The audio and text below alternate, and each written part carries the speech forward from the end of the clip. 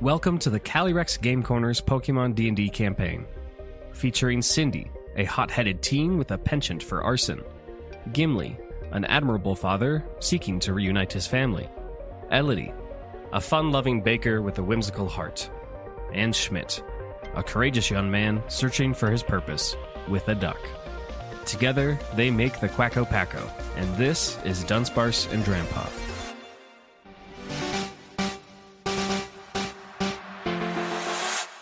Where last we left the Packo, the gang was concluding a relaxing evening at the island city of Mossdeep, when they noticed an unusual business deal happening behind the recently visited Rite of Learning. The Packo deducted that Team Neo Rocket Galactic was obtaining raw infinity energy from the research laboratory, likely for nefarious purposes. Schmidt was stealthy enough where he somehow convinced the admin Semele that he was in fact a grunt who had stayed out too late past break curfew.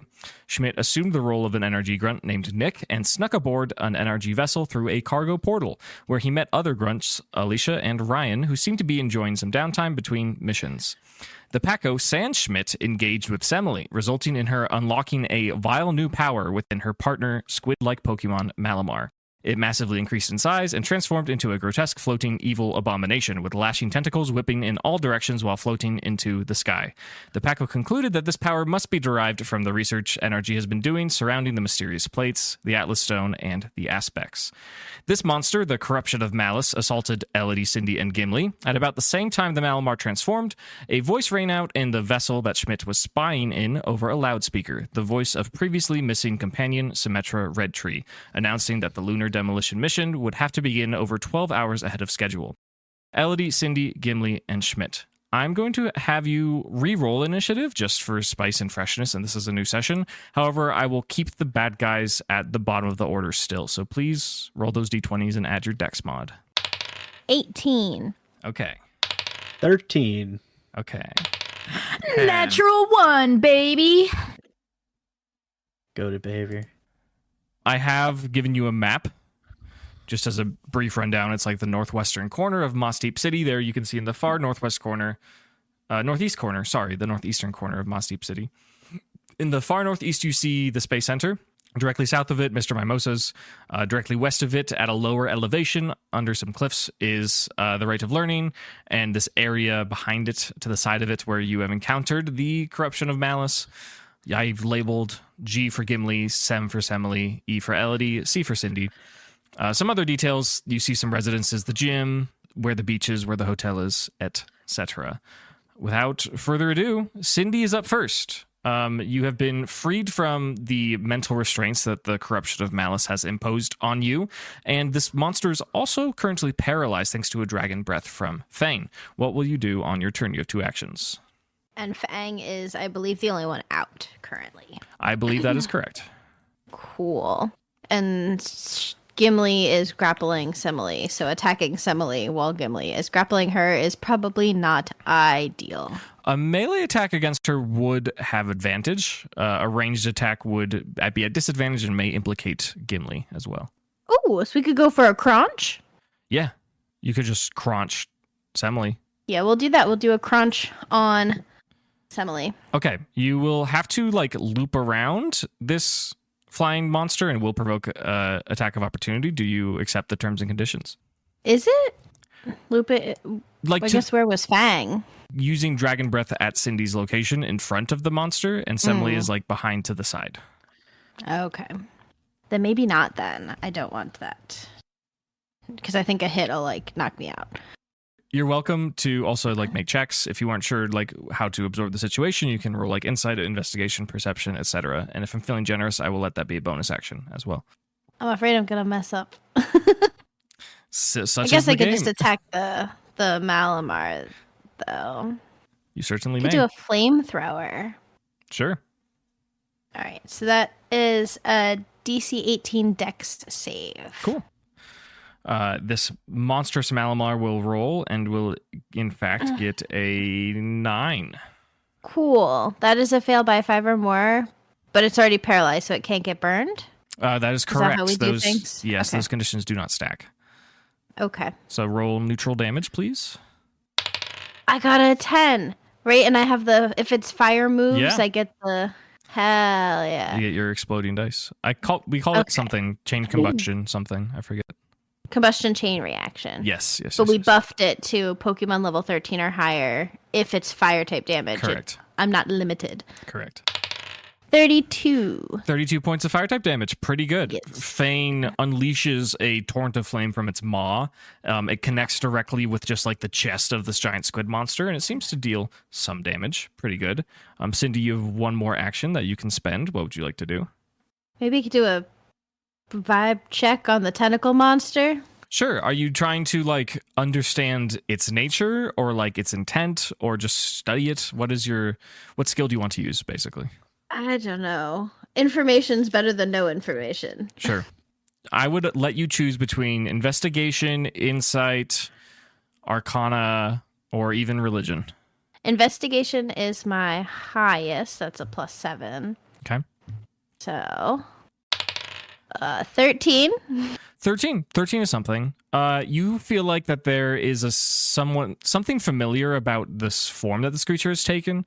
You've seen Malamar in its default state as a regular squid Pokemon, and you've seen other Pokemon undergo transformations similar to this, but this is like on a different level. This reminds you specifically of when you first encountered Toidle with a big syringe in its belly. As well as Diana out in the ocean. They increased in size a great amount, and there was a similar sense of fervor. However, there wasn't this like intense transformation and like acceleration of abilities. This is new to you. This is like, you understand with your role that it's the same process, but it's been elevated somehow. Okay. Cool. Any bonus actions? I don't think so. Okay. Gimli, it's you. You're grappling Semele. How do you spend your turn?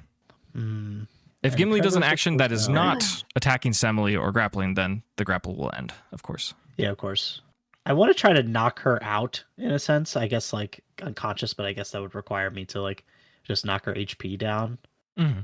But I want to, in the grapple, I just want to, like, fucking headbutt her. Sure. Yeah. Roll to hit. Okay. I'll give you advantage because she's grappled. She can't really dodge, just swivel her neck. 23? Yeah, 23 will in fact hit. Damage roll. Let's say this is kind of something you're good at, but it's not a Pokemon attack, but it deals full damage unlike a Pokemon attack. It's also a headbutt. You rolled high enough to hit where I'm not going to give you recoil, but I think this attack does have recoil sometimes, so keep that in mind. Yeah. I'm going to say, what sounds fun? 2d12 plus proficiency plus... Yeah, just 2d12 plus proficiency. Let's do that. 25. It's huge. Okay, great. Yeah. You reel back your neck and just smack it into her forehead. She seems pretty dazed. She's not as hardly built as you. We're gonna keep ramming my head into her every turn until she just falls unconscious. Yeah, she has an angry look on her face, clearly, and like she definitely her body is more frail than yours, we will just say. She's more of a thinker and less of a brawler. So significant damage for sure. You have an additional action. Oh, sweet. Oh, yeah, because I get my Trevor actions. I think I already used Mountain's Call, if I'm not mistaken. I believe that's correct. Last encounter. Yes. So that is out. Malamar's too big for a Sand Tomb, probably. Yeah, the only targets are Semele and Malamar right now, right? Currently correct. And there was like, I guess I should probably have to roll some kind of like perception to see if was there noted there was a syringe in the last thing? Did we find that, or did you note it was similar? In state. I'll give you a bonus action just to roll a history. Ooh, good thing I'm dumb as bricks. That's a 3. So yeah, you aren't sure. All that you remember is that Semele kind of announced it, said like, "Behold the corruption of Malice," but you don't know if that was actually the thing that triggered the transformation. Right. How far away is the squid monster? It's in the sky, right? It's beginning to float higher and higher, but it is about 20 or 15 feet to your right, and it's about 10 feet high right now, but it's slowly ascending. It's ascending? Yes. How Going much to the HP? moon. No, how much HP would it cost to like try to box it in with the walls that I can make? Ooh, very good. The earthen ramparts. I can make 5-foot thick walls from the ground to create a wall. Can I build it up over him to stop him? Yes. So as of current, it would have to be 25 feet tall, and then it would have to cover just 5 feet across, 10 feet wide, and then down on all sides. So how does that math work? We're looking at a rectangle that is 25 feet on one side, 5 on the other, and 10 on the other. What's the area of that? Area or surface area? Sorry, surface area. Surface area. Or perimeter, So even. 20 by 5 by 10? That Yes. you just said? That would be the box that you'd need to make. 25 by 5 by 10. Math in my number rock game? Who would have thought? Right. It's a lot of HP. It's at least like 200 something, right? No. Oh, okay. How much does it cost per 5 feet? Oh, wait, no, 25. Yeah, it is. Oh, no, it's way too much. Because if it's cubic feet, because it's a little different now that it's like cubic. Yeah, you're not making a wall, you're making a box, right? Yeah, so And it's a that's little harder. Might not be Exponentially doable. more stuff. Yeah. Yeah, it's too much health. And I only have Trevor out right now because unfortunately I can't just like use lasagna to drop Trevor on top of the squid monster to try to knock it down. You could send out lasagna if you make a successful dexterity check to maintain the grapple, and send out lasagna if you want. That sounds really Your risky. action doesn't have to go to Trevor. If you want Gimli to have 2, that's fine. The second headbutt. Headbutt round 2. I think in the I kinda- spirit of a skill challenge, it would be a different action. For sure. Yeah.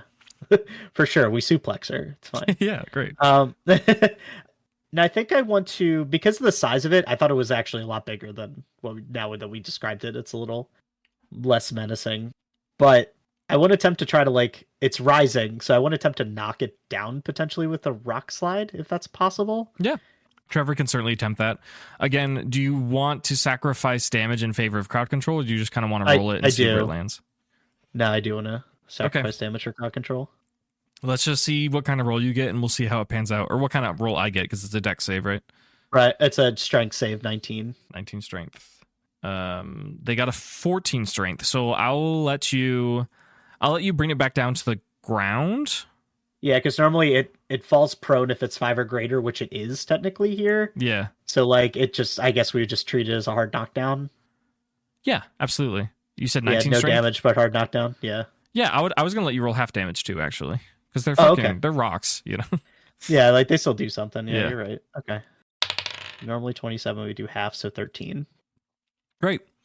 13 points of rock type damage as Trevor summons rocks from the materials in his body to appear and drop above this monstrous Malamar, seemingly easily forcing it back into the ground. The kind of pointed tip at the lower end of its body almost like digs a small hole as like a crater, an impact as to where it lands, and it wobbles a little bit as it floats, and then it begins to try to ascend more. But of course, these are initiative turns; they are short.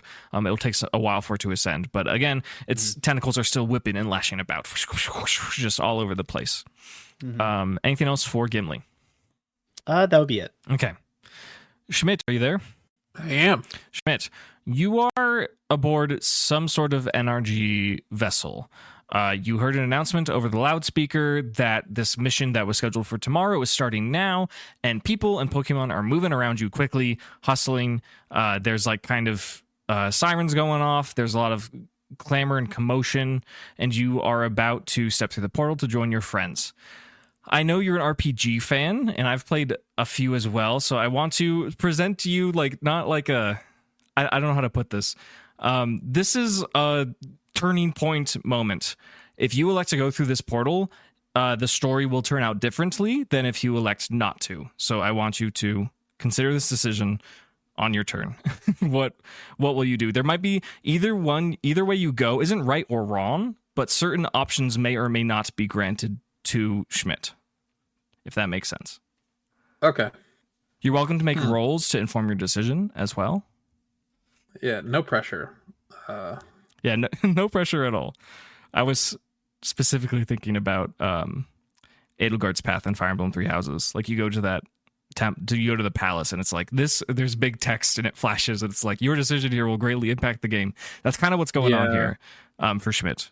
His decision will greatly impact the game. Okay. Are we doing Crimson Fall or are we doing Church Gang? I think Rich is the only one that gets that reference. I do get that is correct. Yeah. Okay.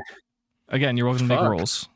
I think Schmidt learned his lesson from trying to raid the Silphco Tower by himself. Mm-hmm. And I think he knows he failed that and he needs to be with his friends. Understood. That decision so is made. He's still going to step through the portal. Yeah. Okay.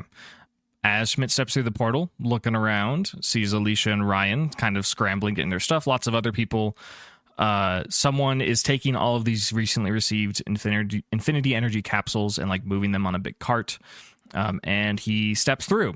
The way that he steps through is like he steps down into it and then the gravity shifts as he enters the portal. And then he like steps over because this portal is on the ground. They're both on the ground, but he's walking like the gravity flips basically as he goes through. So he steps through and stands up. Immediately, like right as he leaves the portal, he feels a sensation of his last foot to go through, of like a whoosh, like kind of sound. And then as he immediately steps up through the portal, he can look over towards the east, and then whoosh, whoosh, whoosh, 3 giant blimps appear in the sky through like a teleportation sequence or something. These are your classic 3 NRG vessels. One of them Schmidt may have just been on, and right after he exits the portal, it closes behind him. He is currently standing behind a monstrous Malamar monster that he didn't know existed. He didn't see it in this form until just now. He sees Gimli grappling with an admin on the ground, and he sees Fang and Cindy and Elodie, and whichever Pokemon Elodie has out. And behind Cindy and Elodie, he sees a lot of people. All those tourists who came in yesterday, a lot of them are just kind of watching in awe. It seems like on their faces, some of them think like this is like a festivity or like something to be enjoyed by a tourist. Some people are clearly scared and they don't think it's right. There's certainly some confusion within the populace on the other side of the cliff from where the Packo is standing. What will Schmidt do with the rest of his turn? Schmidt, like as he steps through the portal, he's putting the lunch tokens in his pocket. Mm-hmm. And then he looks up and he sees the giant tentacle monster and he's like, oh God. And then he drops some of the lunch tokens. Okay. Very good. Is there any intention to dropping them or is that just flavor? That's just flavor. Very good. Fuck. Okay. It is just big evil thing in the sky, right? Do I see my friends? Do I see that they've got the trainer on lockdown? You do see your friends. You see that Gimli is grappling Semele, and Elodie and Cindy are standing alongside their Pokemon and apparently fighting. Okay. I think Schmidt's just going to reposition this turn.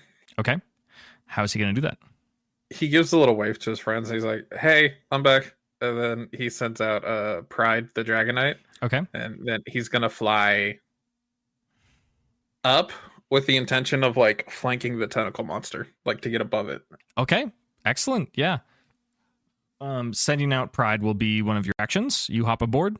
Pride flies into the sky above the monster, and it seems that it still is not aware of your presence. However, your party is aware of you. You have one more action. What are you doing? Oh, I still have an action? Okay. How high was the thing in the air?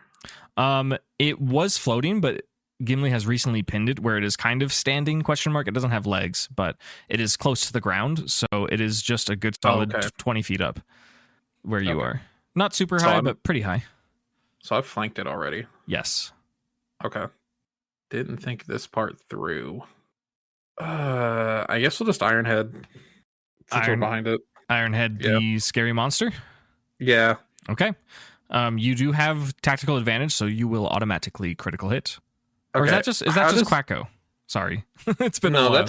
That's a Schmidt passive. Yeah, that's Schmidt all passive. All of this Pokemon can do that, yeah. Yeah, absolutely. Yeah, it'll be a crit. What was your question? How does that work with Ironhead flinches? Great question. It would normally activate. I'm going to say let's roll for the effect. Okay. I got an 8 on the die. Okay, that will not incorporate that. Additionally, even if you had gotten a flinch, it still has some legendary resistances remaining, so it probably would consume it there. Okay. I guess I'm rolling that damage now. Yes. So just maximum damage plus what you roll. Neutral damage. 49 points of steel type damage. Not bad at all. Pride, the recently evolved Dragonite, strikes this monster from behind, dealing significant damage to its neck, its head, whatever is at the top of its grotesque body, and lands a good amount of steel type damage. Any bonus actions that Schmidt can do? Oh, fuck. I didn't count for choice band. Oh. That's on Dragonair. Hold on. Good stuff. You lock into one move and you get 50% more dice, right? Was it 50% more dice? Wasn't it? Because if the boosting items like Black Glasses, Twisted Spoon is like one more dice. Question mark? Because the super effective is double. I think that's correct, right? Gamers, anyone remember? We're so organized. I remember it was. Well, I thought it was extra dice, but I didn't think it was 50% extra dice. Right. Yeah. Wise Glasses being one die is not the equivalent of 50% more dice. Right. Though to be fair, choice items like locking into a single move is actually way more costly than it is in like normal circumstances. Totally. So 50% seems fair. That makes it easy to remember because it is just the game. You get a 50%. It's just choice band, yeah. Yeah. So go for it. Yeah, why not? Okay. Is it rounded up or down? We truncate pretty much everything. Then that is 64 points of steel type damage. Nice. A sizable hit. A good crit. It seems to, deal. You can't see the extent of the damage compared to its overall health pool, but you know that this thing has been hurt. Now I will ask any additional bonus actions from Schmidt. Yeah, I would like to evasive stance target the creature. Okay. Dragonite will simply do that. That is a ripped off cunning action that Schmidt can do. Anything else? Nope. Elodie, you're up. Hello. Hello. What are you thinking? You're standing before a pretty scary situation. I will say that you and everyone else has acknowledged Schmidt's presence atop of pride above the monster. What's going on? What are you thinking? Yeah, so before all of this went down, I was going to go for the police, but I think they might be aware of the situation by now. Okay. So my idea is thusly. There are people around. I don't want the people to get hurt or be under the effects of things that have happened to us. So I was thinking potentially I could misty terrain so that people around don't suffer any status conditions or anything. I don't know if what Malamar did to us last session counts as a status condition, but I think that might be an idea for at least trying to not let anybody else get hurt. Sure. So I think I'll have Cabbage go for a misty terrain. So that is a 60 feet radius. And then I will have her just misty step to wherever to be around the largest amount of people to have that effect. Or I guess no, I would have to do that first because it would emanate from her first, wouldn't it? Yes, Misty Terrain says centered on her location, right? It says self. Yeah. So she can't Misty step without the terrain. So she could move. Well, yeah, exactly. Right? Is that what you're saying? Right. Well, my question is, does it emanate from her, or does she place it down and then can move around within it? It gets placed from her location. Right. And then that's what I thought. Yeah. Okay. So she can walk over to the people. Is that what you're thinking? Yeah, exactly. Okay. You'll find that about 15, 20 feet south of where you are on a lower elevation in the road is kind of where all these people are gathered. So you want her to just kind of hop down the cliffs. That'll consume her full movement to get over towards the group of people. Mm-hmm. Okay. Yeah. And then place down that misty terrain. She does it. People are kind of excited. Some people understand what Elodie's going for, like as a protective measure. Some people are like, oh, this is another part of this fantastic show. Really cool effect. And then other people they've known what's been going on this whole time, and they're like scrambling and trying to get to safety. Okay. Elodie has... They should be doing that. Yeah, absolutely. Some of them are getting the idea. Right. Elodie has another action. Yes, with my other action, I will take out Mr. Salt the Carbink. Mr. Salt the Carbink, he arrives. He's just a little guy. He's floating. He's a little guy. He's got his little rocky, strangely kind of bunny ears, question mark. He's some sort of creature. He's like a bunny. Yeah, he's like a salt bunny that floats strangely. He's here. Thank you so much, Mr. Salt. Any bonus actions for Elodie? Yes, I would like to provide a Elodie's party time. I think I will give it to Gimli. It seems like he's got this on lock, but I can always help out. Okay, and what size is that die? D8. All right, you can add a D8 to anything. So if you so choose, after it has been rolled. Very good. Perfect. Anything else for Elodie? That will be it for me. Okay. Let's go into an environmental turn, which includes the bad guys. All of you would have noticed by now that up towards the Space Center, 3 Zeppelins have appeared, 3 familiar Zeppelins. They appear to be the main Neo-Rocket Galactic vessels. One of them is larger than the other 2. They've arrived over the Space Center, and at this moment, rope ladders spring from their underbellies and drop in various places. One directly in front of the Space Center, one hovering near the rocket at the launch pad, and the other off to the side at the cliff that is to everyone's east, just at a higher elevation of to where you are all at. And people are just spilling out. They're rushing out. There's a lot of grunts coming out of here. They're storming the building, essentially. Additionally, for an environmental turn, people are panicking, they're fleeing, and some people are too dense to understand what is going on.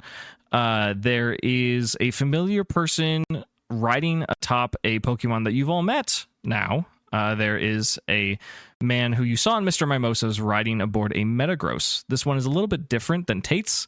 It is a silver color and it has a gold cross on its face.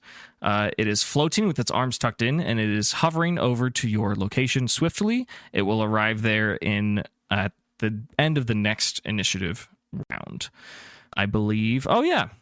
The monster's got to do something, right? It's going to lash out its tentacles in every direction, smacking everything in its proximity, including Semele, subjecting everyone to a DC 19 dexterity save. Everyone and their Pokemon, including Schmidt and Pride, who are above it. As an aura of whipping lashes strike out. I failed both. Okay. For Trevor and Gimli. Yes. Okay. Cindy got a dirty 20. Nice. And Fang. Oh, okay. Fang with the dex. 15. Not a passing, but still has good dex. Okay. Cabbage succeeded, but Elodie and Mr. Salt have failed. Sorry, Cabbage is out of range. Cabbage will not. Never mind. Okay, so I will relegate the second dice I rolled to I'll Mr. let you Salt. choose. So that would be... It was a natural 20, so Oh, I don't know if that changes anything. That with does. the numbers. A crit will evade all damage. Perfect. Good job, Mr. Salt. He's awesome. Yeah, he's the best. How'd Pride and Schmidt do? Schmidt passed, Pride failed. Okay. I believe that's everyone accounted for. Oh, Semele. Checking. She passed. So we'll go from top to bottom. Pokemon that failed take 94 points of dark type damage as they are whipped with vicious tentacles. Humans that failed take 47 points of dark type damage. And Pokemon that passed, unless they crit, take 47 points of dark type damage. They are undodgeable in this close radius. And then humans that passed take 23 points of dark type damage. It seems like this monster, this creature, is something that is very, very dangerous to be very, very close to. Elodie is down. Elodie has been knocked out. She gets whipped with a tentacle across the face, and she loses consciousness. Oh, shit. Not so good. Shit is getting real. That brings us to the top of initiative. Cindy, what are you doing? Shit. Okay. Before Elodie got knocked out, I was gonna ask, what are the ropes made out of? Are they like I'll give you a rope? bonus action to do. Not ropes. The ladders. Are they rope ladders? Yeah, I'll give you a bonus action investigation if you want to consume a bonus action to do that. That's fine. I don't think I have many other bonus actions anyway. What is it investigation or? Yes. Unless you can think of a better flavor, but I think that's the best flavor. It's Oh, nighttime. plus 7 is a dirty 20. Okay, that's pretty good. You can see that the sides. Well, you can tell that in general it's made from some sort of high tech, like polyester maybe, or like some sort of corded rope. It seems very durable. Just it's far away, but you've seen a lot of materials, I suppose. You made a good roll. So, and you can see that the handholds and footholds are made out of a reinforced metal. Is it flammable? I guess there's only one way to find out. If your intention of that roll is to detect if it's flammable, you had a dirty 20, you said? Mm-hmm. You aren't certain if the material is flammable, but the people descending certainly are. It's a bad day to be an NRG grunt. Well, because I was like, if I could just stop them from climbing down safely by burning some rope things, that'd be a good goal. Okay. So from your If I hop on Fang, how far can I fly? I have 40-foot fly. You can fly 40 feet. Okay. Okay. So, and what's the range of flamethrower again? It's a 40-foot cone. Okay. So you are likely only going to be able to target the ladder that is closest to you in this turn. that is very fair. It's kind of triangulating the space center. Like if you look at the map that I've drawn, right at where the cliffs are is where one of the ladders is dropped. Right where the rocket is one of the ladders is dropped. And then on the far east side of the space center is where one of the ladders is. So only the closest is where you can get to. That is fine. Because I'm no help. I would probably make Elodie's medical situation worse by doing a medicine check. So Okay. I think this is the best use of my time. So I guess anyone caught in that 40-foot cone has to make a DC 18 deck save. Yeah, I'm just gonna do them as a group. I'm treating them as a mob. Yeah, that's fair. And the rope, if it's flammable. Yeah, absolutely. I'll roll for Putting that out both. there. Yeah, so the folks, they got a 19. And, Okay, so they still take half damage. and the rope has no bonuses, so it's going to get an 8. The rope is burned. Okay, the rope is burned. Great. Yeah, please roll fire type damage. You can just tell me the number and I'll cut it in half because they're people. I know Okay. fire is fire, but 27 fire type damage is the total. So I think it's quartered because it's halved because they passed. right. So And then yeah, halved because they're people. and that's appropriate. That makes sense based on our calculations that we've been doing in this campaign. Yeah. Cindy hops. Are you on Fang? Or do you just Yes, send Fang? Okay. I hopped on Fang. Cindy hopped on Fang and flew over to one of the blimps and singed the heck out of one of these ladders and the people descending it. A group of folks, perhaps 15 or so, experience significant burns as they try to slide down the ladder. They're not like knocked out or something, and they're not fully on fire, but they're smoldering and they're annoyed and they're having a bad time. Some of them employed the strategy of just holding onto the sides and trying not to catch their feet on the footholds, so they just slide down, and others are just kind of flailing about. One person rushes back up into the blimp, and the portions of the rope appear to be slowly losing their tension, slowly kind of beginning to ignite. They are clearly fire resistant, but it is not enough for Fane's flamethrower, and after some time, perhaps 12 or so seconds, this rope will probably burn. A couple folks at the bottom have fallen and are not doing very well. They have fallen quite a number of feet, and they are immobile on the ground. Okay. Cool. Very, very good Cindy giggle for injuring and perhaps killing some people. That's very good. What else? You have another action, because I gave you a bonus action investigation. I thought my action was jumping on Fang and flying 40 feet. I would consider that Cindy's movement. I didn't make you do a Okay. check to get on Fang because he's your Pokemon, so I'll give you one more thing. Oh. Do you want to make a roll or have Fang? Well, Fang already did a thing. Send out another Pokemon. Those are your two options, really. I don't know who I could send out right now because... Oh, I do have another flying fire type. Who is it? Larvastar, the Yeah. Volcarona. Yeah, Volcarona does have wings. You are welcome to send out Volcarona into the sky if you wish. Yeah, let's do that. Okay, do it up. For the first time, it is revealed Larvastar, the beautiful Volcarona, emerges from Cindy's Pokeball and hovers in the sky next to Fang and Cindy as they are zipping around. And Larvastar is ready for instruction on the next turn.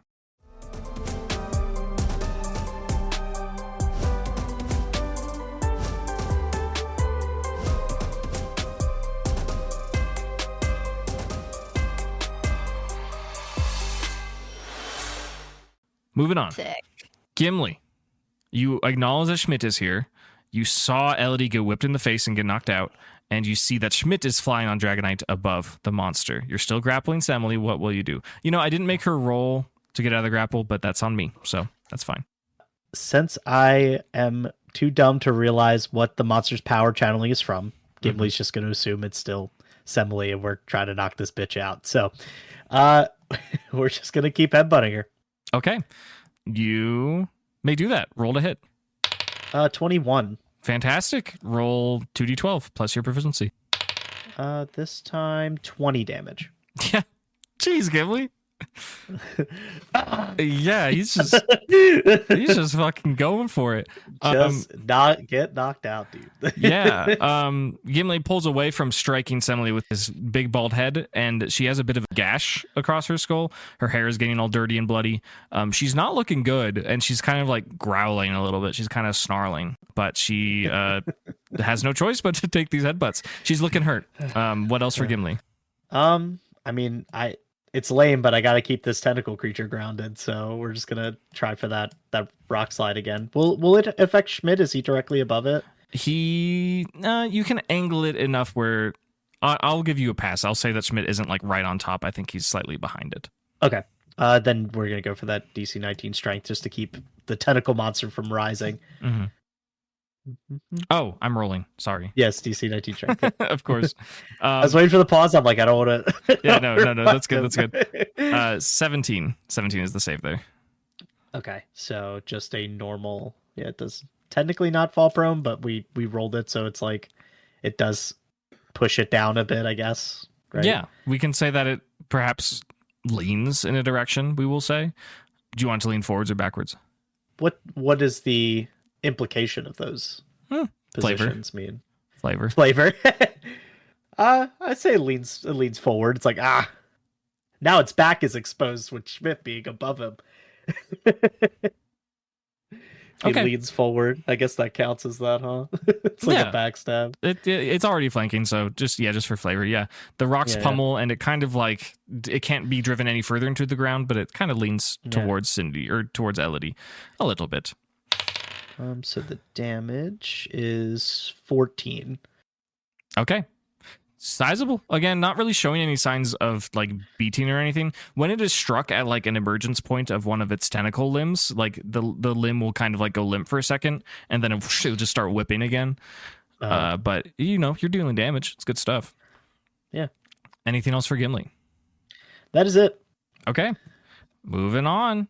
Schmidt, what are you doing? You're aboard Pride, and you are above and behind this monster. Okay, I have a plan. I'm willing to use whatever, like all of my action economy to do it. Okay. And even if I have to do it next turn, that's also fine. Okay, let's hear it. I want to send out Walter. Okay. I want Schmidt to pick up Walter and throw him in the direction of Elodie. Mm-hmm. And I want Walter to kind of grab Elodie and burrow underground with her a little bit so she's safe. Okay. You can send out Walter and do the throw. Mm-hmm. But it will have to... That's 2 actions there. So anything else will have to be on the next turn. Okay. Okay. I accept. So you're going to send out Walter from where you are in the sky, correct? Yeah. Okay. Do you just kind of like catch this big-ass snake creature in your hands? Or do you... just kind of like both arms, just kind of overhead, just kind of like throw it down. But like tail first with Walter so he can like kind of drill and like stick in the ground and break his landing a little bit. Okay. I will give you the notice that this provokes an attack of opportunity from the monster to Walter specifically, who's exiting the radius. Okay. Rolling to hit with a tentacle lash. 23 to hit. No, it doesn't. Because Walter has runaway. This Pokemon can never be targeted by attacks of opportunity. That's fucking sick. I forgot about that. That's so cool. I think it's the first time it's come up. Yeah. That's so awesome. The Dunsparce is nimble enough where the tentacles lash out towards him, but he, while soaring through the sky, uses his little wings to navigate where he is flying, as he's flying backwards, so he can kind of see the threat from above. Have him make a dexterity to see like how close to Elodie he can get. Dirty 24. Okay, excellent. He can land like right beside Elodie. He doesn't necessarily drill all the way underground, but he lands firmly and smoothly and does not take any damage, which is fantastic. Any bonus actions for Schmidt? I'm guessing it's just with Pride himself, since Schmidt is riding it, but have Pride, evasive stance, the tentacle monster. Fantastic. You may do that. Just in case. Yeah. Okay. Thank you, Schmidt. Elodie, what is Cabbage going to do anything in this moment? Mhm. Okay. What will Cabbage do? So I was thinking Cabbage could Misty Step to Elodie and heal her with Healing Kiss. That is correct. That's totally something you can do. Have her roll the heal amount. Okay, 7 + 9, so that's 18. Back up to 18. Okay, pretty good. Elodie, you Cool. are back up. Cabbage use an action. Yes. How does it work? I need to review my D&D rules. Have we ever ruled it this way, where the turn you are up, do you get an action? I want to say no.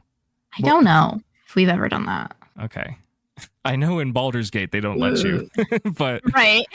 that's just my source of reference. I don't know. Is Elodie thinking about doing anything this turn? We could maybe reason something out. I think like a full-on thing is maybe a little much, but... You're right. The only thing I was thinking of doing was sending out Key Lime. Okay.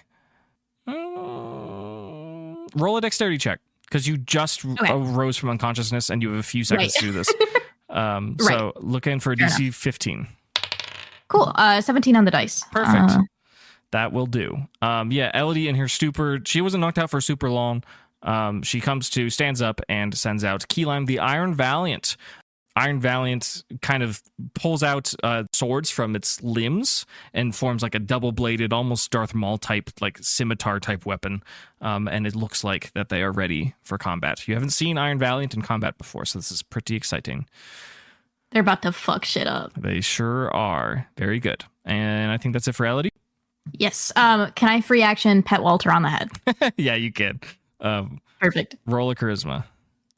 11. 11. Yeah, Walter gives a little excited to Dunsparce coo and is happy that you're all right. All right. Very sweet. Environmental turn. Here we are.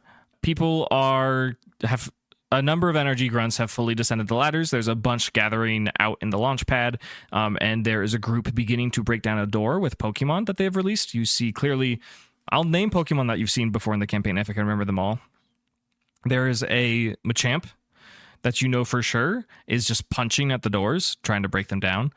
There are mysterious Pokemon that you don't fully recognize that are like shooting projectiles and rocks into windows of the upper levels.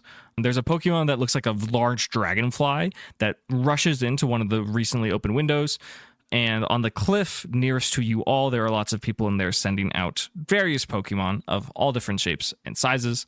And it looks like they are eyeing at the lot of you with intention. All of these trainers are coming from your east.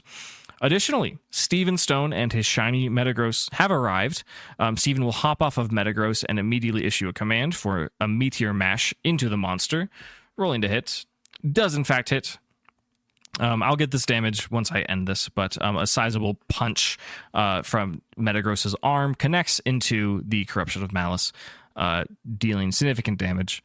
The rope that Cindy lit aflame is seriously losing its tension.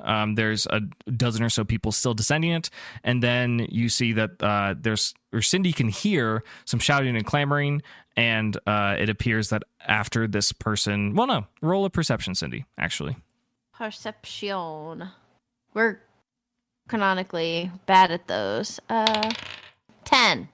10. Yeah, she's not entirely sure what's going on. She knows that people have stopped descending from that ladder. And yeah, with the 10, you don't get any other information from there. Semele will finally attempt a grapple escape that's going to be contested, so I need a strength check from Gimli. I crit. Okay, she got a 14, which for her is a pretty good roll, but is not a crit. She will remain grappled. And... what else? Yeah, the grunts are breaking into the Space Center. There's many of them descending from blimps. They're all starting to send out their Pokemon. And more people are starting to realize that, like, this isn't a normal or good thing. People who have flying and swimming Pokemon are starting to board them and leave. There's a few people who, like, may be debating if they want to, like, help out or participate. And among those two, coming up behind Elodie is none other than Archie and Maxie. They see what's going on, and they refuse to let another calamity befall Hoenn, and they will not take any actions, but they will in fact send out their trusty Sharpedo and Camerupt and prepare to engage in battle. A small floating shark with a vicious maw, and a 2-humped camel that you recognize from when you were at Mount Chimney. And I think I'm not forgetting anything for the environmental turn. Oh, okay. Of course, the big monster.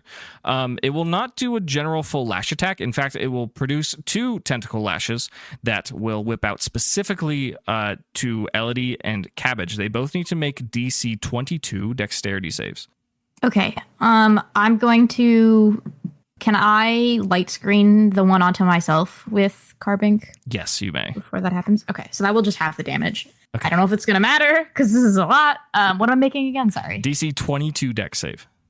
Oh God. Yeah, I don't think this is going to matter. Yeah, we both failed. Okay. How much did you fail by?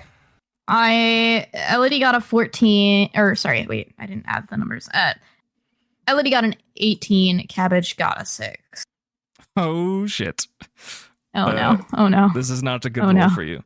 The Oh, tentacles will whip out towards these 2 Pokemon in particular. And while that happens, I will give an opportunity attack to Key Lime, just to give a slice, just to see. Oh, baby. So can I would do a fairy type Spirit Blade Sure. in Misty Terrain, so Yep, Pixie Pixie Drive activates. Yep. So that's 6d10 plus 18. Yeah. So that's exciting. That's some serious damage. That's a little bit of damage. Yeah. Let me get my d10s. That'll do 52 damage. Ooh, very nice. You said that Carbink light screened the one heading towards Elodie, correct? Yes. Okay.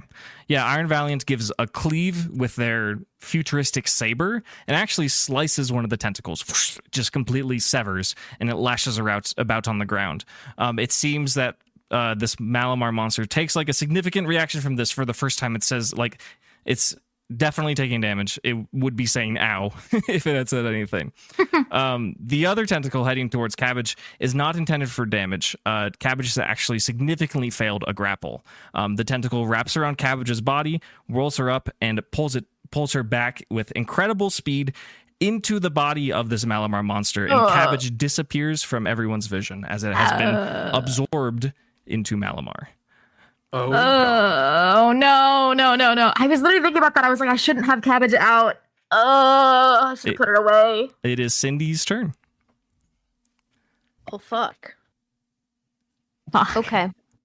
How close am I to other ladders?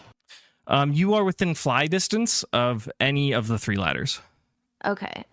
So Larvastar has a fly of 30 feet, Okay. which is not as far as Fang's 40 feet. Okay. Can they still get into range of? Larvastar can only get to the one that you're closest to right now and the one that's over by the cliffs, not the one that's in the launch pad. Okay. So can I have both of my Pokemon move and do moves? Yeah, movement that and how that attack. works? Yep. Okay. Cool. So that's fine. I'm going to have Larvastar get as close to the one not immediately where we are, the one that it can get to. It needs to be within 15-ish feet of it Mm-hmm. to use Fiery Dance. Okay. Yeah. Larvastar can, in fact, do that. Is that a roll to hit or is that a save? It's a DC 14 Dex save. Okay. The people as a unit and the ladder will both make that save. The people get a 19. The ladder gets a 22. Pretty good rolls. Oh, No, The sorry, ladder has a no, bonus? It doesn't. I gave them the person bonus. The ladder gets a 20. okay. So the ladder takes no damage. It's a crit. I'm gonna say it gets singed, but Okay, so they still pass. yes. 22 damage. Okay. So that would be quartered Yeah. because they So- passed and Yeah. Checks out. Enough fire to definitely disturb, kind of rush some people. A couple of the ones towards the bottom will fall, get some owies. They've been descending for a little bit longer, so no one's going to get like seriously hurt. But Volcarona performs a beautiful dance, and little powdery spores of flame appear and flit about and pound into the people and the ladder. The ladder gets a little singed. It doesn't look like it's particularly burning at this moment, but it may after a few turns. And this slows the descent of some people. And then Fane as well, I'm assuming a flamethrower. So we're gonna fly to the other ladder because this ladder's cooked. Right. So we're flying to the other ladder and doing a flamethrower. So that is a DC 18 Dex save. Okay. That's a 7.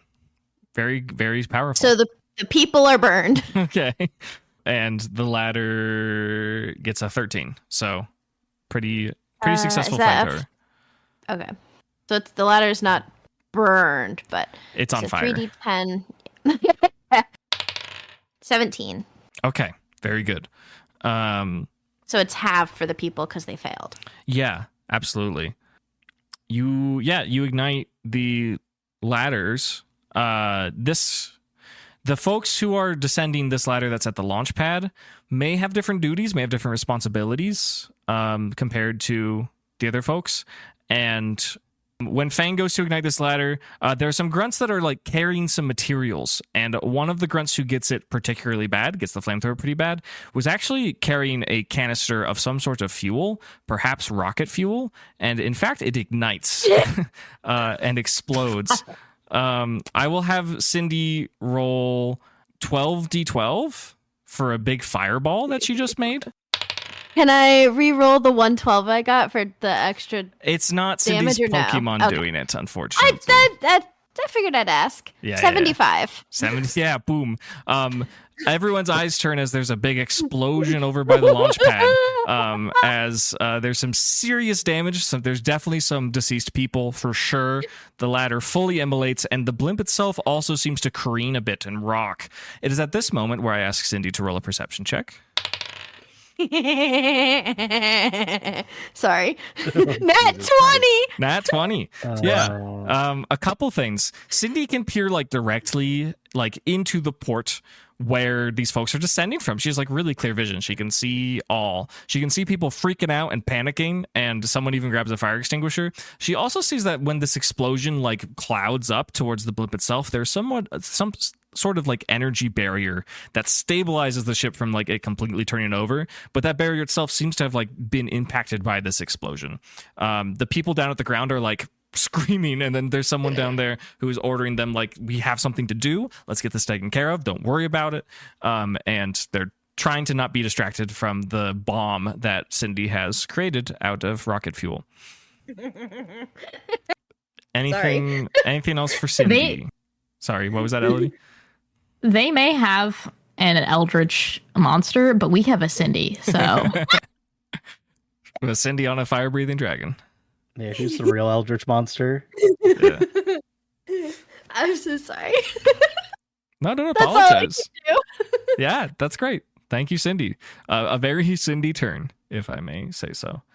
Yeah, very good. It seems that, you know, the while there are many grunts on the ground now, the descent of them have certainly slowed ever since Cindy started this mission of igniting the ladders. The first ladder that she ignited has like fully detached from the blimp. However, a brand new one is rolled out, and people begin to descend it.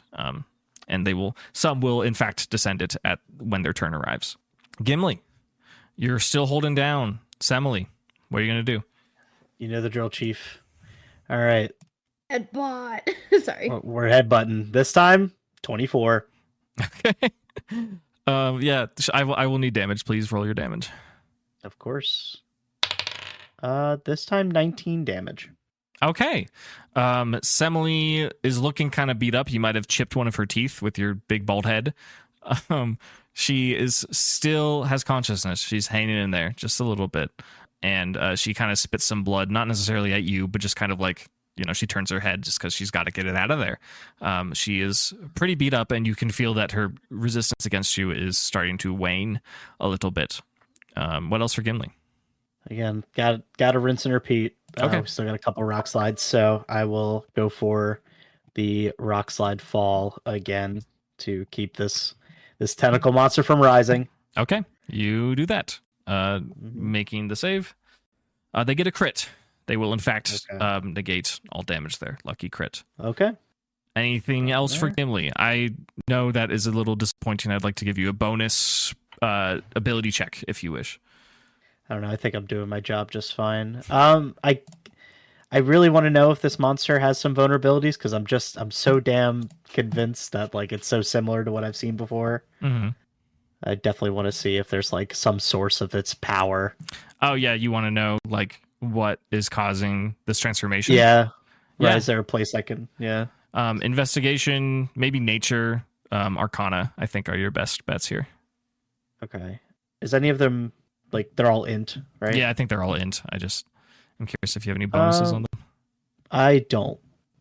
Okay. So with that, since it's an int check, I got a 14. Okay. You rolled enough to know that whatever it is, it's not like there's nothing visible. There's no, unlike before, there's no syringe, there's no patch. There certainly is some sort of mechanism, but whatever it is not like present.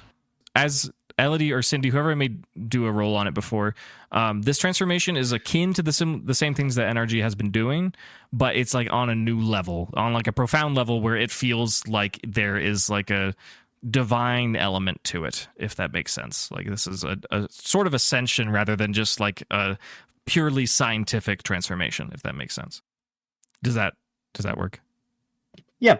Anything else for Gimli? No, that is it. Okay. Doing his job, holding down the bad guy. Yes, sir. And for those who want to know, the Metagross Meteor Mash did 50 points of damage to the Cthulhu creature. Okay. Schmidt, it's you. Okay. We are on Operation Rescue Cabbage right now. Okay. Can I see Cabbage? Can I make any sort of like perception or investigation check to see if I know what the fuck happened, where it is? So it's a little tricky because you're like, well, you were above it. From what you can tell, Cabbage has been absorbed in this creature's body and like is gone. You do not know where Cabbage is. Okay. You could try and get in there and find out, but as far as like if it is at all possible to detect Cabbage, it is. I'm not going to make you do it because I'm not sure what kind of roll you could do to find out where Cabbage is. I've done stupider shit. Yeah, Schmidt is gonna jump off Pride and just jump in there. Just get in the darkness. Yeah. Sure. Yeah. Schmidt is going to jump off of Pride's back and just fall into like the murky black body that is this monster. I will request an intelligence save from Schmidt. Is Schmidt smart? He's okay. Dirty 20, actually. Dirty 20. Interesting. So, okay, I should have prefaced this differently. We will treat this as a good roll. I intended to be the better you did it on intelligence save, the worse outcome, but I didn't tell you that, so that's not fair. Schmidt will descend, and as he kind of connects, like his head fully drops into this general kind of body. Like it seems like this creature is emanating a darkness that Schmidt has fallen inside of. He feels his body like slow motion, and he like is in a shadowy darkness, and he hears like voices and sounds and murmurs and screams and roars just coming from all directions around his head, and it is quite disorienting, and he simply feels like he is floating within a void. And you are now looking for Cabbage, correct? Yes. Okay, I will now give you perception or investigation. Okay. I'll do a perception. Okay, that was a 6. 6, okay. You get the feeling that if Cabbage might be in here, you're not sure, but there's just a swirly blackness, a little bit of purple, and it's incredibly disorienting in this space, and you are not entirely sure what is going on or how long you've even been here. Your brain is kind of feeling like if you did not make that save so well, you might be feeling a little scrambled, a little disoriented. Perhaps Cabbage is in this void, but you are not sure. Okay. That will probably be it. No, you moved, you jumped, so you got... Yeah. I'll give you some actions. Is it possible? I don't think we've done this before, except for at the gym. Mm-hmm. Is it possible I could let Elodie take control of Walter since he's right there? Sure. Yeah, that's fine. Okay. If you want to donate that action to Elodie, that's fine. Yeah. Oh, I just meant like in general, like Walter moves as a part of Elodie's unit. Yeah, and that we'll say that doesn't necessarily cost her anything either. Okay. Cool. I will DM you Walter's sheet. Grazie. Pretty fun. Certain bonuses that are exclusive to Schmidt won't happen with Walter if Schmidt's not giving instructions. Just so that's clear. Fair. Yeah. Okay. Cool. I think that's all I got going on right now. Okay. Anything else? Can Pride take an action if Schmidt's not there? Yes, thresholds will be slightly harder, but can definitely do it. Or it's just going to Iron Head since we're still locked. Okay, what is your bonus to hit on that? Bonus to hit 10. 10. It's just going to be 9 at this moment. Just 9? Okay. Not a huge nerf for right now. Okay. That's still a dirty 24. Yeah, that does hit. That's good. This is not a crit because Schmidt is not here giving this instruction. Yep, just regular choice band Ironhead. Is Pride still flanking? Yes, but it's without Schmidt, right? Right, but with flanking you still get advantage. Oh, you do. You're right. Apologies. Yeah. I just thought I'd roll it just in case, just to see. I rolled worse. Okay. Just to see if we got a crit. No, that's totally valid. 30 even steel type damage. Okay. Yeah, a sizable hit. It seems like this thing is finally like starting to recognizably take some damage after all of this onslaught that it's had. Pretty significant stuff going on. Anything else? Nope. Okay. Elodie, it's back to you. Iron Valiant's here. Your beloved starter is absorbed. His cabbage is gone. And Mr. Salt is here as well as Walter. So what are your thoughts? Hello, Walter. Moment? Hello, Walter. Okay.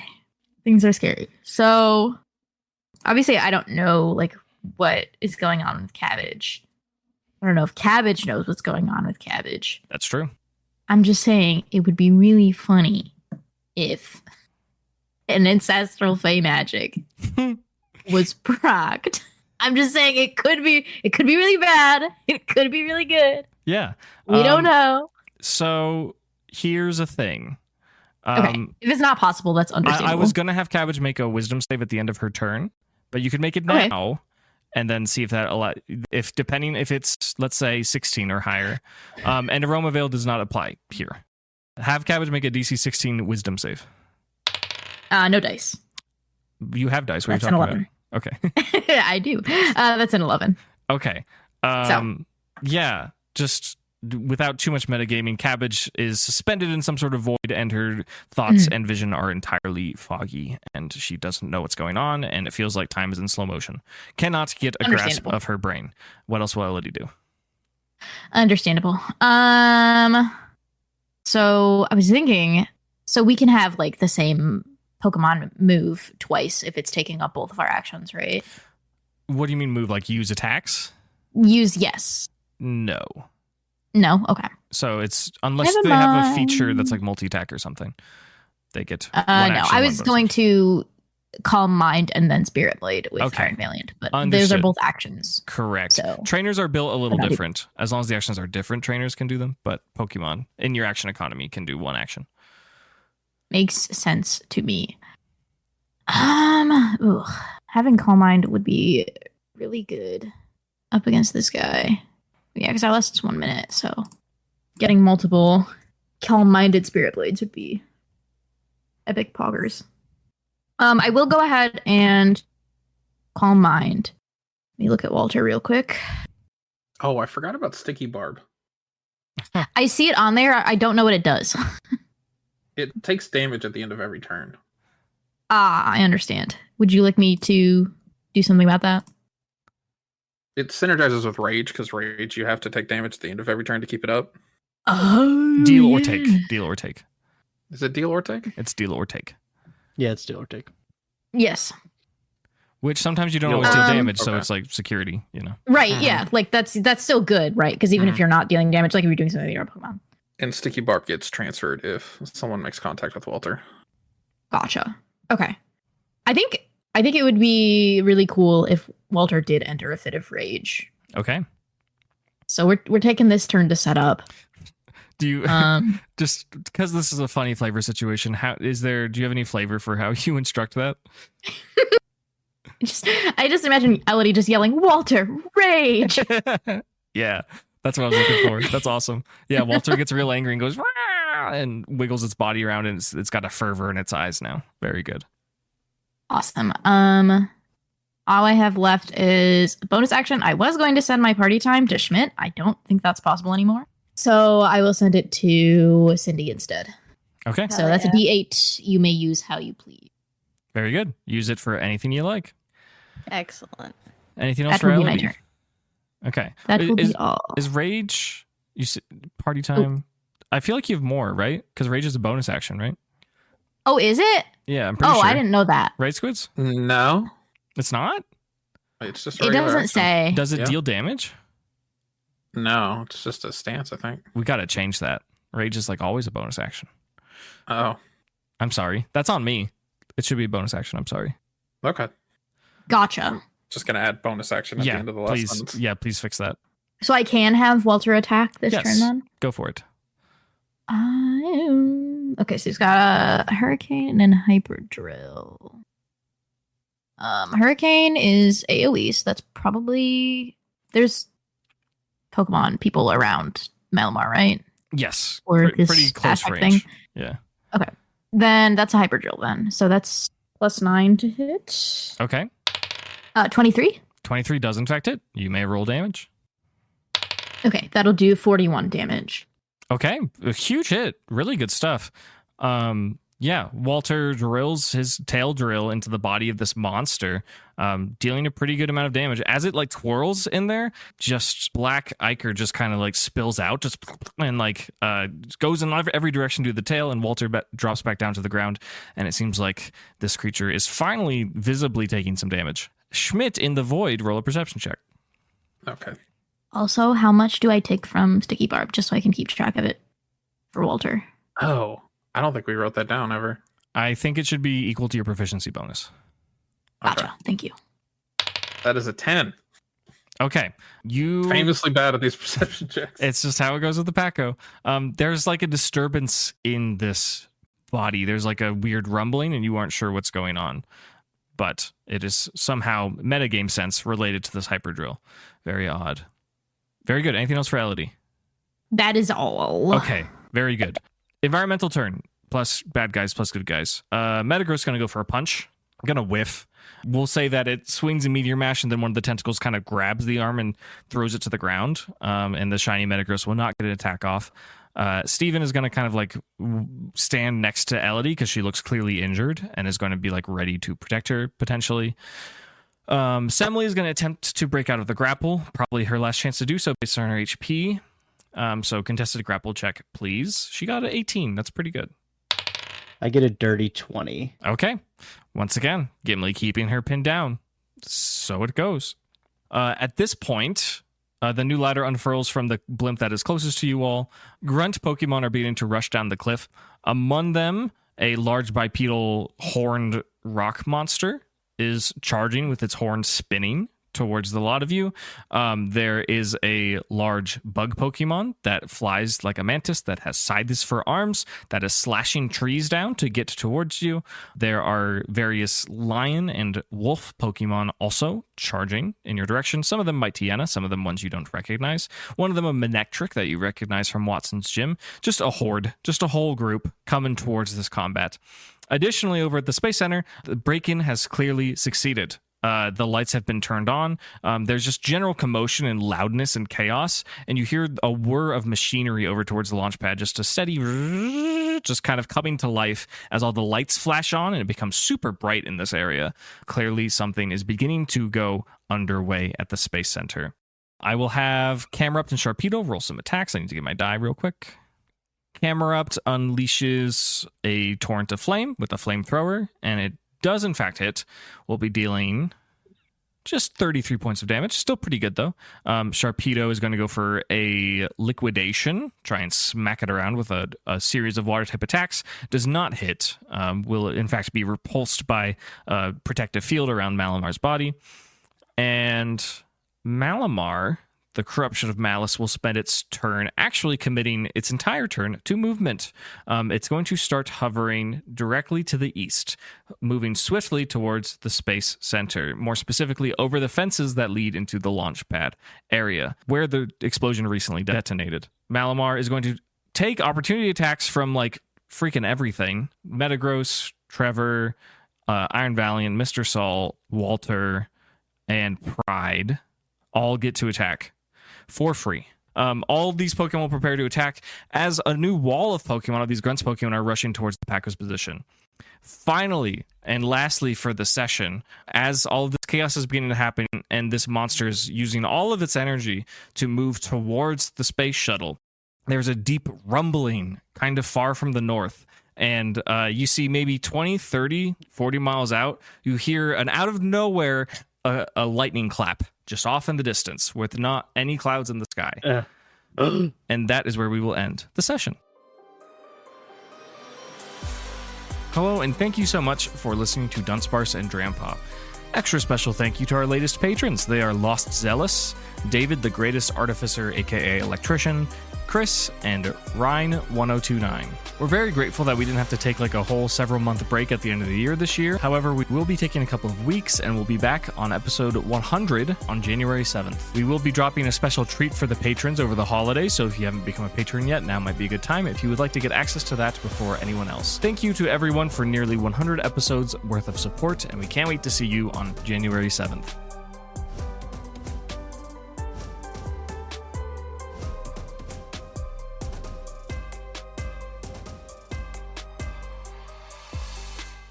Notably, I associate them with like eldritch monsters because they usually have tentacles. But And you know what, Richie? Sometimes you call the bad guys baddies, and Yeah. that can have two like. that they're is just like a baddies. classic TTRPG nomenclature. That is not. I don't know. That is not I distinct to don't me. know. It's a little. Okay. Interesting. I don't know. I've had a few DMs. You're the only one who's called them baddies. Is that true? You know, The actions of my Yes. consequences. Yeah. all cops are boyfriends. Oh my god, you could date Looker. Wait. You could date Looker because we just Oh my God, established wait. detectives are cops. Yeah, it's true. You're allowed to do it. Yeah. He's I kind think of he's a real bad. looker. Is there a cop dating But, site? Would you say he's kind of a looker? I just said that, but quieter, and then you said it louder, Richie. You oh. stole my fucking. White man Everyone applaud behavior. for Kira.